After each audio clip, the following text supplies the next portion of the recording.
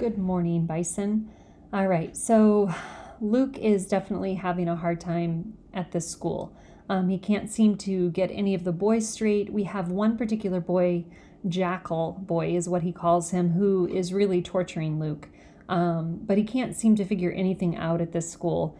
Can't find any way to be alone. There are guards everywhere. And so he's really struggling with this new school. So we're going to read actually 3 chapters today. Chapter 7. Luke saw the door one morning on the way to class. He'd barely slept the night before, so he was groggy and stupid. He was shuffling along, looking for a familiar classroom to duck into before the hall monitor yelled at him. Between classrooms, he stared down at his feet, too miserable to lift his head. But just as he turned a corner, someone bumped into him. Luke looked up in time to see the other boy barrel past without an apology. Then, as Luke turned his head forward again, he saw it. The door was on the outside wall. Luke couldn't have said if he'd passed it 100 times before or never. It was solid wood with a brass knob, just like dozens of other doors in the school. It was barely even ajar. But beyond it, Luke could see grass and trees and sky, outdoors. He didn't think. He didn't even pause to make sure a hall monitor wasn't watching him. In a flash, Luke was out the door.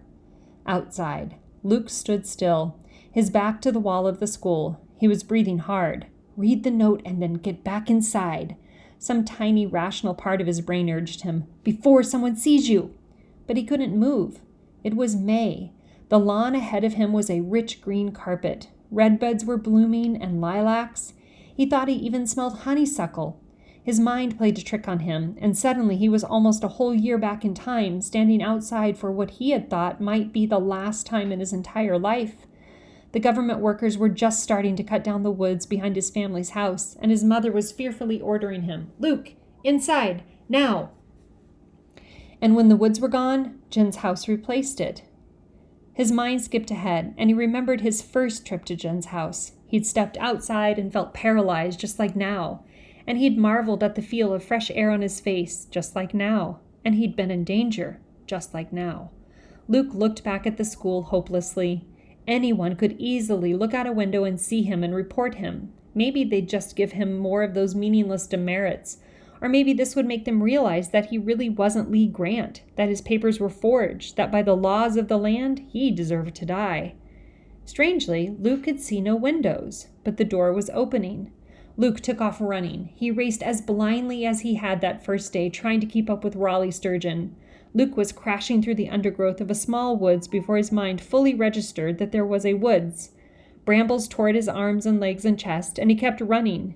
He whipped willow branches out of his way. He was so frenzied he felt like he could run forever. Then he tripped over a log and fell. Silence. Only now that he had stopped did Luke realize how much noise he'd been making. So stupid. Luke lay face down in ferns and moss and waited for someone to grab him and yell and punish him. Nothing happened. Over the pounding of his pulse, Luke could hear nothing but birdsong. After what seemed like a very long time, he cautiously raised his head. Trees formed a canopy over his head. A flash of movement caught Luke's eye, but it was only a squirrel jumping from branch to branch. Branches swayed, but only because of the wind. Slowly, Luke inched back the way he had come. Finally, he crouched, hidden by the underbrush, and spied on the school. Nobody was in sight. Luke peered at the door. It moved out again, and he stiffened, terrified, but then it moved in. In, out, so slow. It was like the school was breathing through the door. Suddenly, Luke understood. Nobody had pushed the door open. It was the wind, or maybe the change in air pressure as the boys walked past. Luke stuck his head out a little further. He could see one whole side of the school building this way, and he realized for the first time there were no windows in any part of the wall. It was solid brick, up and down. How could that be? Luke thought about all of the rooms he'd been in since coming to Hendricks, and it was true. He couldn't remember a single window in any of them. Even the room he shared with Jackal Boy and his minions was windowless. Why hadn't he ever noticed this before? And why would someone build so many windowless rooms? Suddenly, Luke didn't care. There were no windows. Nobody was coming out of the door. He was safe. "I can read the note now," he said aloud and chuckled. It was strangely thrilling to hear his own voice, not timid, not stammering. Luke's voice, not the pretend Lee's. I'm going to read it right over there, he said, speaking for just the pleasure of it. Finally! He strolled deeper into the woods and sat down on the very log he'd tripped over before. Slowly, ceremoniously, he slipped the note from Jen's dad out of his pocket. Now he would know everything he needed to do. He unfolded the note, which had grown worn from all the times he'd palmed it, secretly transferring it from the pocket of one pair of pants to another. Then he stared, trying to make sense of Mr. Talbot's scrawl. The note only held 2 words. Blend in. Chapter 8. No! Luke screamed. That was it? Blend in? What kind of advice was that? Luke needed help. He'd been waiting weeks. I was counting on you, Luke screamed again, past caring who might hear. The B on blend blurred before his eyes. Desperately, he turned the note over, hoping there was more on the other side. The real message, maybe, but the other side was blank. What he held was just a small, ragged scrap of paper, not much more than lint. Even Mother, who saved everything, who reused envelopes, even she wouldn't think twice about tossing this useless shred in the trash. And this tiny piece of nothing was what Luke had pinned all his hopes on. Too furious to see straight, Luke ripped the note in half, in fourths, in eighths. He kept ripping until the pieces of paper were all but dust, practically microscopic. Then he threw them as far away as he could. I hate you, Mr. Talbot, Luke yelled.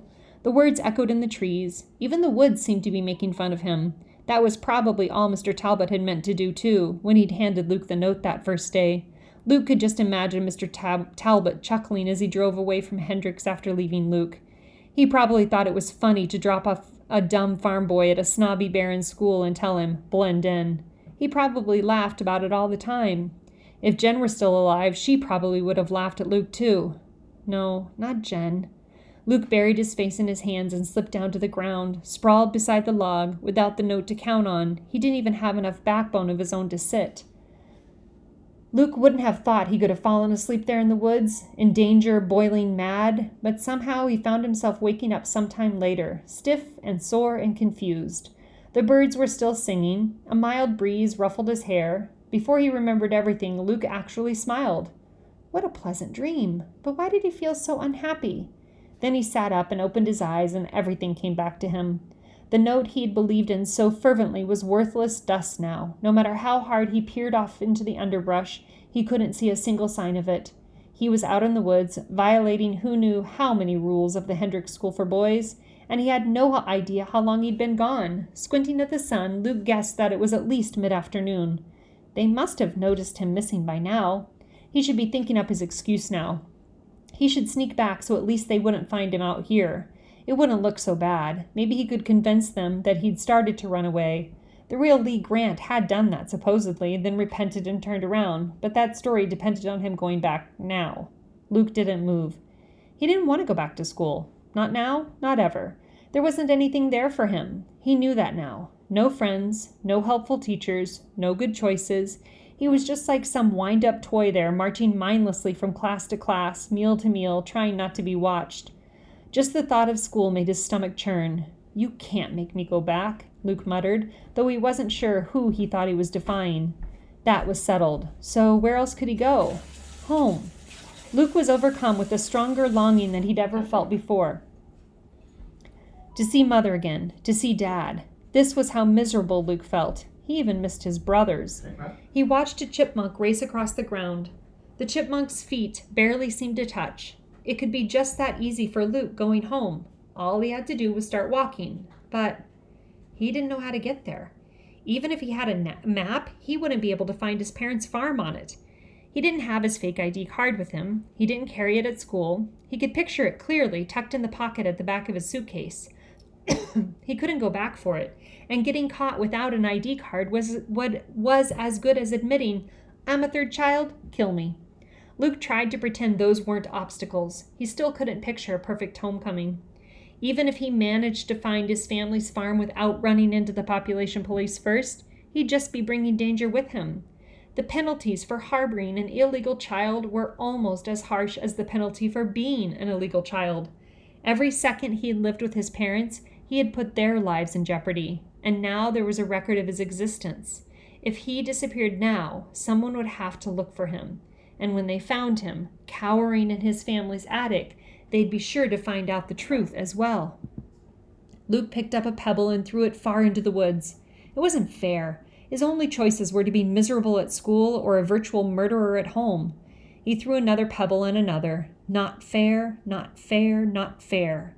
He ran out of pebbles and switched to bark chips, peeled off the log beside him. Some of the pebbles and bark chips hit tree trunks with a satisfying thud. Luke began aiming. "Take that!" he yelled, forgetting himself. Then, terrified, he clapped his hand over his mouth. How could he be so stupid? He froze, listening so hard his ears began to buzz. But there was no sound of anyone tramping through the woods looking for him. There was no sound from the school at all. Peering around at the ferns and the trees and the sunlight filtering through the branches, Luke could practically convince himself the school didn't exist at all. It was a shame he couldn't just stay here. Luke had a moment of hope. He could live on nuts and berries. He could hide in the trees whenever they came looking for him. But that was a childish plan. He dismissed it immediately. If he stayed in the woods, he'd be caught or starve. He glanced around again, this time regretfully.